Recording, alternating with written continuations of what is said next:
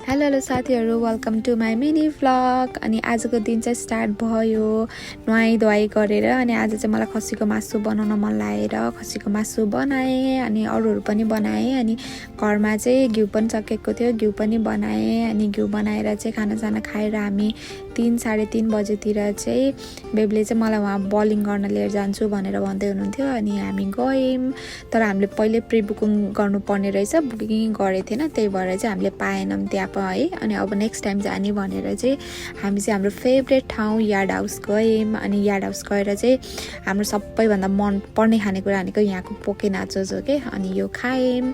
अनि आनन्दरी आधा घन्टा 1 घन्टा जस्तो त मजाले बस्यौँ होला। अनि बसेर त्यहाँ वरपर वाक पनि गऱ्यौँ है। अनि हेर्नु न, यो नेपालमै पाउने जस्तो फुल देखेको कि मैले। अनि देखेर मैले भिडियो बनाइहालेँ। अनि त्यसपछि चाहिँ फर्किने बेलामा चाहिँ हामी सबवे खाऊँ न त भनेर सबवे गयौँ। अनि 2 जनाबाट सबवे टन्ना खायौँ। अनि हेर्नु न, मैले ल्याम्बोर्गिनी देखेको कि। अब विदेशमा यो ल्याम्बोर्गिनी त ठुलो कुरा होइन, तर नि मेरो लागि त फर्स्ट टाइम हो नि त, सो मैले खिचेँ। अनि हामी घर फर्क्यौँ।